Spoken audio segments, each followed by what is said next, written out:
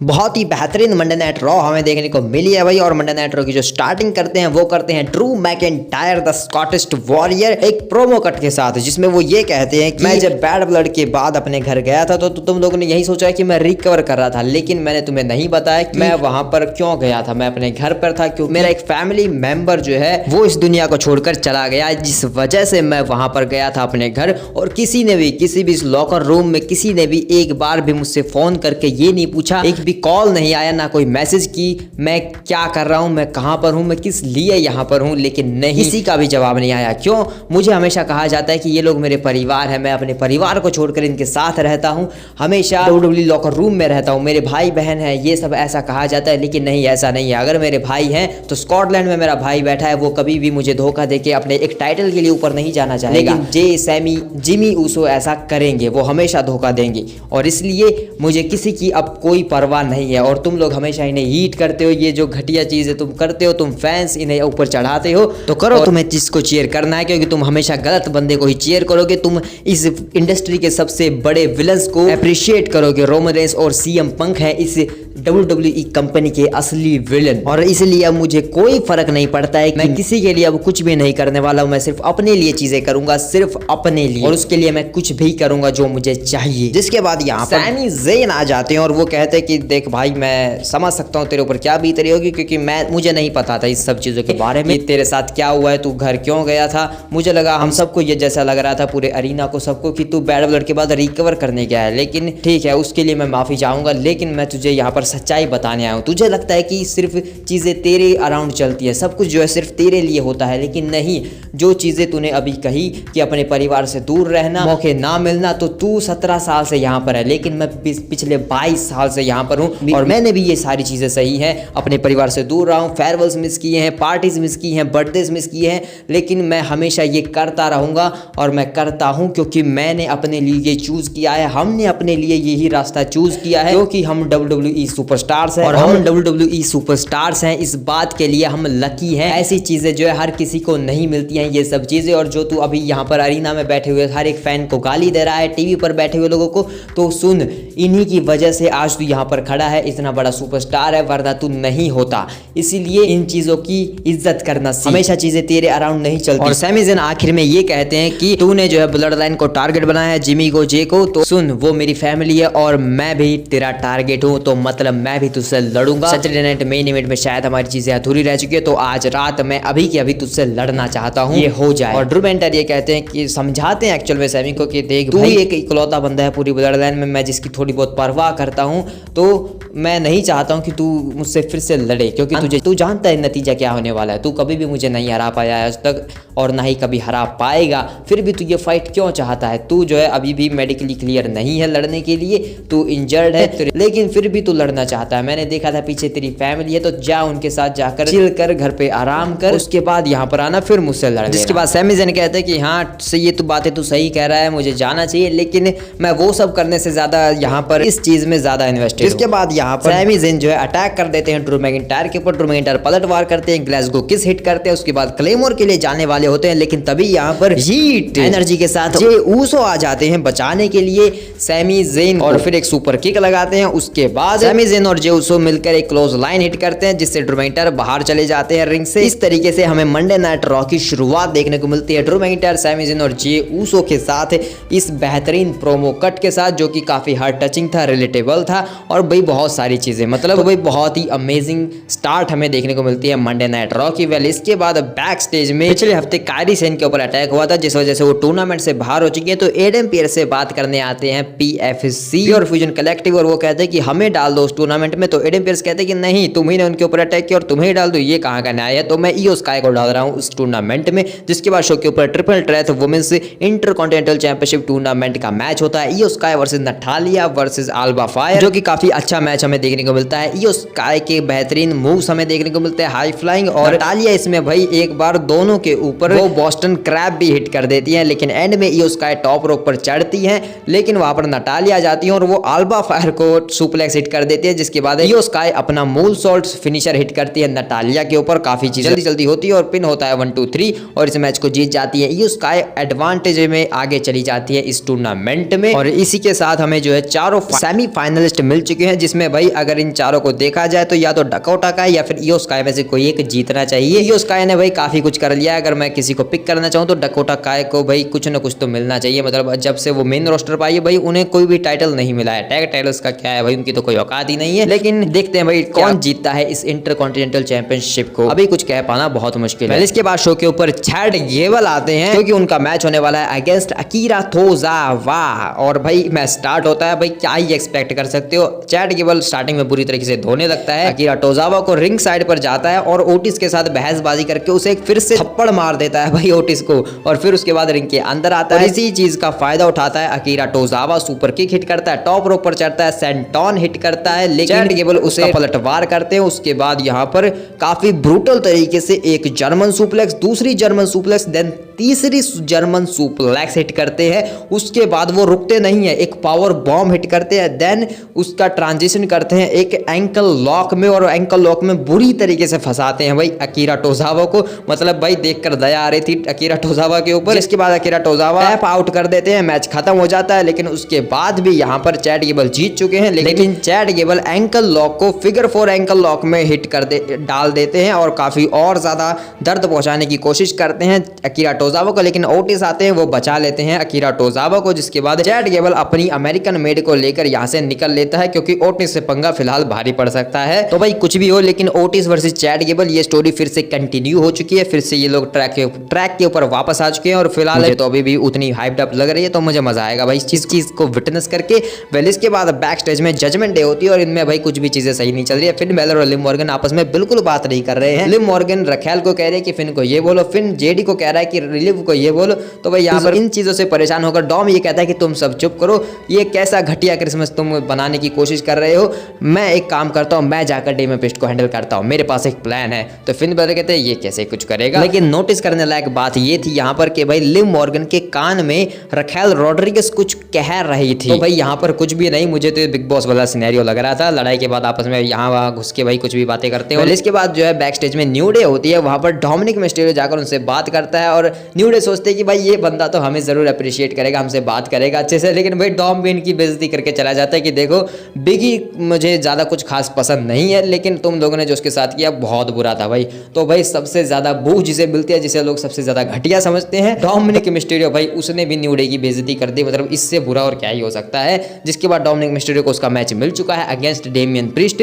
तो वो शो के ऊपर जाकर एंट्रेंस करते हैं, शो पर ये मैच स्टार्ट होता है और क्या ही होगा भाई। स्टार्टिंग में तो डेमियन प्रीस्ट बुरी तरीके से धोते हैं डोमिनिक मिस्टीरियो को, डोमिनिक मिस्टीरियो पलटवार करते हैं तो डेमियन प्रीस्ट को गुस्सा आ जाता है, चीजें रिंग साइड पर जाती है। रिंग साइड पर डेमियन प्रीस्ट को सेंटा क्लॉज दिख जाता है, लेकिन वो जानते हैं कि ये सेंटा क्लॉज नहीं है। उसकी दाढ़ी उखाड़ देते हैं, पता चलता है कि ये तो जेडी मैकडोना है। तो जेडी मैकडोना को यानी कि सस्ते सेंटा क्लॉज को यहाँ पर बहुत बुरी मार पड़ती है। जिसके बाद डेमियन प्रीस्ट कुछ निकालने का ट्राई करते हैं रिंग के नीचे से, मतलब क्यों निकाल रहे थे, लेकिन वहां पर कार्लिटो होता है। जिसके बाद भाई कार्लिटो को भी बुरी मार पड़ती है, लेकिन डेमियन प्रीस्ट के ऊपर यहाँ पर फिन बैलर आकर अटैक कर देते हैं और उसकी वजह से ये जो मैच है वो यहीं पर डिस्क्वालीफाई हो जाता है। डेमियन प्रीस्ट इस मैच को उस तरीके से जीत जाते हैं, लेकिन डेमियन प्रीस्ट यहाँ पर पलटवार करते हैं, डोमिनिक को फिन बैलर को धोते हैं, रिंग के अंदर जाते हैं, डोमिनिक के ऊपर भी अटैक करते हैं। लेकिन उसके बाद पूरी जजमेंट डे मिलकर भारी पड़ती है डेमियन प्रीस्ट के ऊपर। जिसके बाद यहाँ पर वॉर रेडर्स आ जाते हैं बचाने के लिए डेमियन प्रीस्ट को। उसके बाद पलड़ा भारी हो जाता है, डेमियन प्रीस्ट जो है फिन बैलर को धोने लगता है। वॉर रेडर्स यहाँ पर डोमिनिक मिस्टीरियो को अपना फिनिशर हिट कर देते हैं। उसके बाद Damien priest south of haven ले जाते हैं फिन बैलर को। इसके बाद स्टैंड ऑल करते हैं यहाँ पर रिंग के अंदर डेमियन प्रीस्ट और वॉर रेडर्स। तो भाई काफी अमेजिंग टीम मुझे ये लग रही है, इनको तो हमेशा साथ में रहना चाहिए। इसके बाद बैक स्टेज में ये लोग जाकर बात भी कर रहे थे कि क्या अमेजिंग चीजें हमने आज की। जिसके बाद आपस में ये काफी एक दूसरे को अच्छी अच्छी बातें कहते हैं कि हम तुम्हारी बहुत रिस्पेक्ट करते हैं डेमियन प्रीस्ट, भले ही चीजें हमारे बीच का ज्यादा सही नहीं रही हो, लेकिन डेमियन प्रीस्ट भी ये कहता है कि तुम लोग अगर जजमेंट डे से लड़ने जा रहे हो तो मैं हमेशा तैयार हूँ तुम्हारी मदद करने के लिए। तो भाई डोमिनिक मिस्टीरियो का प्लान तो फेल हो गया, लेकिन जो भी अभी ये हुआ भाई जजमेंट डे में एकदम क्रिसमस पार्टी लग रही थी भाई। डेमियन प्रीस्ट और जो भी यहाँ पर चल रहा था भाई, डेमियन प्रीस्ट ने सेंटा क्लॉज को धोया और बाकी सब जिस तरीके से वॉर रेडर्स ने मदद किया कर, तो काफी बढ़िया था। इसके बाद शो के ऊपर अचानक से कॉन्फी किंगस्टन और जेवियर वुड्स आ जाते हैं पूरे दुनिया को एक्सप्लेन करने के लिए कि हमारे साथ ये चीजें गलत चीजें क्यों हो रही है। आज हमारा होम कमिंग होना चाहिए था क्योंकि हम बॉस्टन में हैं और बॉस्टन भाई क्योंकि कॉन्फी किंगस्टन का घर है, तो इसलिए यहाँ पर उनका होम कमिंग होना चाहिए था। उसके लिए उन्होंने अपनी मॉम को भी यहाँ पर बुलाया था, 20 घंटे की फ्लाइट लेकर वो यहाँ पर आई थी। तो ये चीजें ऐसे नहीं होनी चाहिए थी। पूरा जो अरीना है भाई बू पे बू किए जा रहा है, इतनी बू तो भाई डोमिनिक को ना मिली होगी आज तक, जिससे परेशान होकर कोफी किंगस्टन अपनी माँ को ये समझाते कि मुझे माफ करना माँ, हमें इस तरीके से बेइज्जत देखने को मिल रही है हमें यहाँ पर। जिसके बाद भाई कोफी किंगस्टन की मदर, उनकी माँ भी कोफी किंगस्टन को कहती है कि तुमने गलत किया, बिगी के साथ तुम्हें ऐसा नहीं करना चाहिए था, और वो अरीना को छोड़कर यहाँ से चली जाती है। और ये सीन भाई सच में एपिक लेवल का था, मतलब भाई काफी गर्मा गर्म कर दी इसने इस स्टोरी को। और पूरा अरीना तो भाई यहाँ पर सिर्फ नारे लगा रहा था कि कुम्फी की माँ की जय। जो भी हो भाई काफी अमेजिंग हील वर्क चल रहा है यहाँ पर न्यू डे का, और जिस तरीके से उन्हें बूइंग मिल रही है। ये लोग बैक स्टेज में जाते हैं, वहां पर रे मिस्टीरियो आते हैं और वो कहते हैं कि मुझे लगता है कि शायद तुम लोग ठीक करने की कोशिश कर रहे हो सब कुछ, और क्योंकि मैं लॉकर रूम का लीडर हूँ तो तुमने सही कहा, मुझे चीजों को सही तरीके से हैंडल करना चाहिए, मुझे सबको इक्वली देखना चाहिए। तो मैं तुमसे यही कहना चाहूंगा, मैं तुम्हें एक मौका देना चाहता हूं, तो तुम एक माफी मांग लो सबसे। तो कोफी किंगस्टन और ज़ेवियर वुड्स कहते हैं कि हम माफी क्यों मांगे, हमने कुछ गलत नहीं किया तो हम माफी क्यों मांगे। तो रे मिस्टीरियो कहते हैं कि फिर तो तुम एक चीज की आदत डाल लो, न्यू डे सक्स ही रहने वाला है तुम्हारे लिए हमेशा चीजें। तो भाई अमेजिंग चीज़ें चल रही है भाई। कोफी किंगस्टन ज़ेवियर वुड्स का जो हील टर्न हुआ है भाई, ये बहुत ही बेहतर चल रहा है भाई, और काफ़ी मज़ा आ रहा है इस चीज़ को देखकर। इसके बाद शो के ऊपर द मिज आते हैं, उनका मैच होता है against Dexter Lumix. Dexter Lumix आते ही मिज को डराने लगते हैं, और उसके बाद ये मैच चलता रहता है। डेक्स्टर लूमिस मिज को बुरी तरीके से धोता रहता है, लेकिन यहाँ पर AOP आ जाती है जिसके ऊपर छलांग लगा देते हैं डेक्स्टर लूमिस। लेकिन उसके बाद कैरन क्रॉस आकर अटैक कर देता है डेक्स्टर लूमिस के ऊपर, तो मैच तो यहाँ पर खत्म हो जाता है। डेक्स्टर लूमिस को घेर लेते हैं पूरा फाइनल टेस्टमेंट, जिसके बाद डेक्स्टर लूमिस इशारा करता है तो यहाँ पर आ जाते हैं वाइट्स। देन यहाँ पर स्टार्ट हो जाता है ब्रॉल, वाइट सिक वर्सेस फाइनल टेस्टमेंट। और यहाँ पर एरिक रोवन बिगी क्रॉस को पावर बॉम्ब में उठाकर रिंग साइड पर फेंक देता है पूरे फाइनल टेस्टमेंट के ऊपर, जिसके बाद ये ब्रॉल खत्म हो जाता है। और देन बैक स्टेज में जाकर मिज रो रहा होता है उनके सामने कि तुमने ऐसा क्यों किया। कैरन क्रॉस को समझाने की कोशिश करता है कि हमने क्यों किया वो सब चीजें, हमें ऐसा नहीं करना चाहिए था, ये क्या घटिया प्लान था तुम्हारा। हाँ, वहां पर चीजें खत्म हो चुकी थी उस 8 मैन टैग टीम मैच में, लेकिन तुमने फिर से उनके ऊपर अटैक किया। अब वो लोग फिर से वापस आ चुके हैं हमारी लंका में आग लगाने, तो तुमने ऐसा क्यों किया, ये बहुत ही घटिया चीज थी। जिसके बाद मिज यहाँ से चले जाते हैं। कैरन क्रॉस कहते हैं कि वो सही कह रहा है, मिज ने सही कहा, हमने गलत किया है फिलहाल के टाइम पर, लेकिन अब तो सहना पड़ेगा। जिसके बाद भाई मेन इवेंट का टाइम आने वाला है, तो जे उसो और सैमी उसो आपस में बात कर रहे होते हैं। सैमी उसो कहते हैं कि तुमने मुझे कॉल क्यों नहीं किया, तुम वापस आ रहे हो। तो जे उसो कहते हैं कि देख भाई मैं करने वाला था, लेकिन मैंने सोचा सरप्राइज देता हूँ, और मुझे वैसे भी ट्रू से बदला तो लेना ही था। लेकिन सैमी ज़ेन कहते हैं कि देखो आज क्योंकि मैंने शुरुआत की है चीज़ों की, और मैंने कहा है कि मैं उससे लड़ूंगा, तो मैं लड़ने जा रहा हूँ फिलहाल के टाइम पर। तो जे उसो कहते हैं कि अच्छा ठीक है तुम लड़ लो, लेकिन उसके बाद फिर मैं उससे लड़ूंगा, ठीक है। तो भाई खुद की नैया खुद ही डुबाना चाहते हैं जे उसो, और क्या। जिसके बाद सैमी ज़ेन जाकर एंट्रेंस करते हैं, ड्रू मैकिंटायर एंट्रेंस करते हैं। शो के मेन इवेंट में होता है Drew McIntyre versus Sami Zayn का मैच, जिसमें ड्रू मैकिंटायर बुरी तरीके से धोते हैं बेचारे सैमी ज़ेन को। और सबसे एपिक मोमेंट भाई वो था इस मैच का, जब ड्रू मैकिंटायर स्टील स्टेप्स के ऊपर खड़े होकर एप्रन के ऊपर एक साइड स्लैम देते हैं सैमी ज़ेन को। और उसके बाद भाई जो हंसते हैं भाई, वो अलग ही तरह की मैडनेस वाली हंसी थी भाई उनकी। जिसके बाद वो रिंग के अंदर जाते हैं, एक फ्लाइंग क्लैश को किस हिट होती है।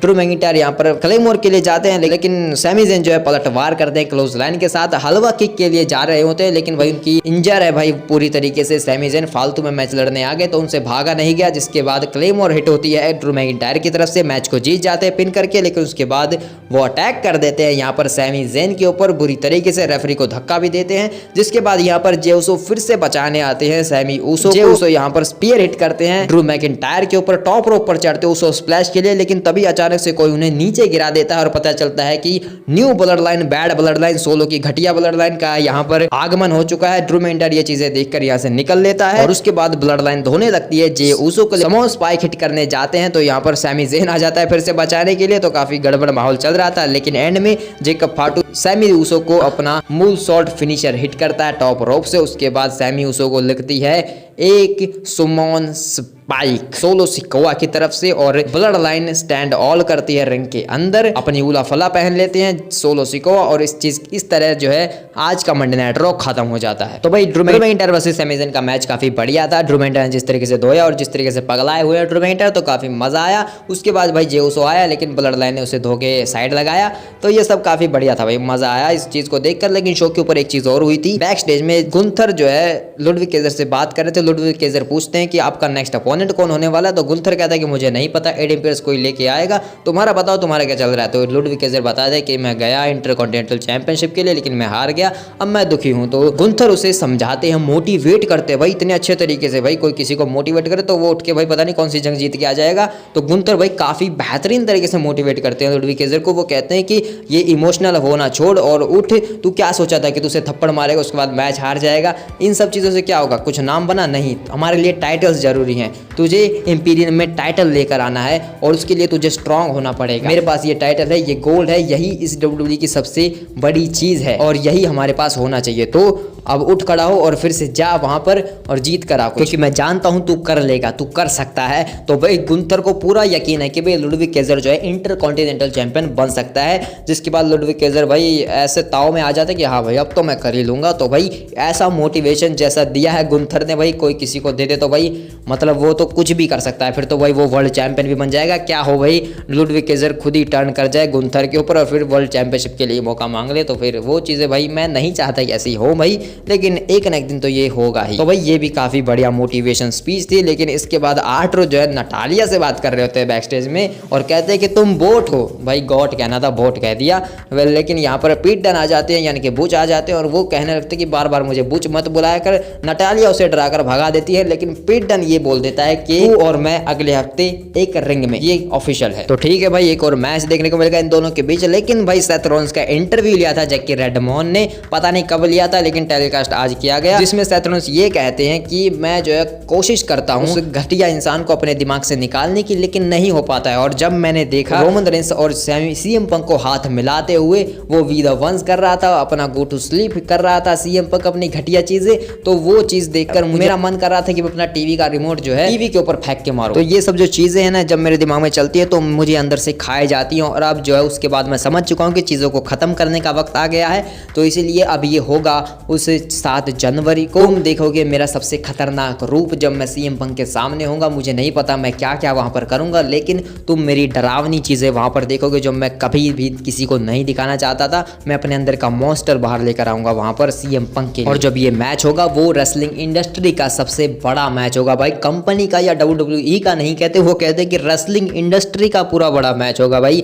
ऑफ कोर्स नॉट भाई, ये है ईयर्स लगे हैं भाई इस मैच को बनाने में, साल की राइवलरी है भाई, 12 साल। सीएम पंक नहीं था, सेथ रॉलिंस नहीं थे, लेकिन अब हैं तो भाई दोनों लड़ो आपस में, तो भाई मजा आएगा। रियल लाइफ स्टोरी है, इन रिंग स्टोरी है, रेसलिंग स्टोरी है, स्टोरी लाइन की भरमार है अंदर भाई, तो मजा आ रहा है इस मैच को देखकर। स्टोरी लाइन में सब कुछ है भाई, कुछ बनाने की भी जरूरत नहीं है। CM Punk versus Seth Rollins raw Netflix पर तो होगा, लेकिन उससे पहले जो लास्ट रॉ होने वाली है इस साल की, वहां पर ये दोनों एक अंडर द रूफ होने वाले, एक ही कमरे में बंद भाई, दोनों जो है वो एक ही छत के नीचे रहने वाले हैं, फेस टू फेस होने वाले एक तरीके से। तो भाई कहीं मैच से पहले इन दोनों की वहां पर लड़ाई तो होगी, ऑफ कोर्स नॉट, लेकिन भाई पता नहीं क्या होगा, कोई मरा गया तो पता नहीं, मैच ही कैंसिल हो जाएगा फिर। तो देखेंगे भाई अगले हफ्ते क्या करते हैं ये दोनों। वेल इसके अलावा इंटरकॉन्टिनेंटल चैंपियनशिप के टूर्नामेंट चल रहे हैं, उनके सेमीफाइनल मैच होंगे भाई, डकोटा काई वर्सेस जोई स्टार्क, इयो स्काई वर्सेस लारिया वेल्केरिया। फाइनल्स में भाई इयो स्काई वर्सेस डकोटा का हो जाए, मजा आ जाएगा। 6 मैन टैग टीम मैच भी होगा अगले हफ्ते। Damian Priest and war raiders लड़ेंगे against the judgment day, Finn Balor, Dominik and JD McDonagh, तो भाई ये भी काफी मजा आएगा। ओटिस वर्सेस चैड गेबल भाई, फाइनली 1-on-1 मैच देखने को मिलेगा इनका। रेसलमेनिया में होना चाहिए था, लेकिन यहाँ पर क्यों हो रहा है भाई, क्योंकि भाई यूएसए की लास्ट रॉ होने वाली है, तो उसको भी बड़ा फील देनी है।